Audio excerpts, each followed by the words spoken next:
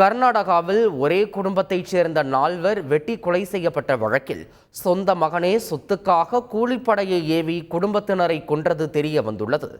கடந்த ஏப்ரல் 19ஆம் தேதி கர்நாடகாவின் தாசரஹள்ளியில் ஒரே குடும்பத்தைச் சேர்ந்த 4 வீட்டின் மொட்டை மாடியில் தூங்கிக் கொண்டிருந்த போது படுகொலை செய்யப்பட்டனர். இதுகுறித்து போலீசார் தீவிர விசாரணை நடத்தி வந்த நிலையில் கொலை செய்யப்பட்ட பரசுராம ஹதிமானியின் மகன் விநாயக் பாகலே என்பவரே கூலிப்படையை ஏவி குடும்பத்தினரை கொன்றது தெரிய வந்துள்ளது.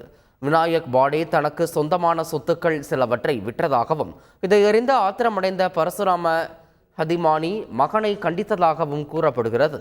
இதனால் விரக்தியில் இருந்த விநாயக் பாடே சுமார் 65 லட்சம் ரூபாய் பேரம் பேசி கூலிப்படையினரை ஏவி குடும்பத்தினரை கொன்றது அம்பலமானது. இந்நிலையில் விநாயக் பாலே உட்பட கூலிப்படையினர் 8 பேரை கைது செய்து நீதிமன்றத்தில் ஆஜர்படுத்திய போலீசார் அவர்களை போலீஸ் காவலில் எடுத்து விசாரித்து வருகின்றனர். கேரள மாநிலம் கடமச்சேரியில் 8 பேரை பலிகொண்ட குண்டுவெடிப்பு வழக்கில் போலீசார் குற்றப்பத்திரிகை தாக்கல் செய்தனர். கடந்த அக்டோபர் 29ஆம் தேதி கிறிஸ்தவ பிரார்த்தனை கூட்டத்தில் சுமார் 2000 பேர் கலந்து கொண்ட இந்த கூட்டத்தில் அடுத்தடுத்து 3 முறை குண்டுகள் வெடித்தது. இதில் 50க்கும் மேற்பட்டோர் காயமடைந்தனர். இதில் 8 பேர் உயிரிழந்தனர். இந்த வழக்கில் போலீசார் குற்றப்பத்திரிகை தாக்கல் செய்தனர்.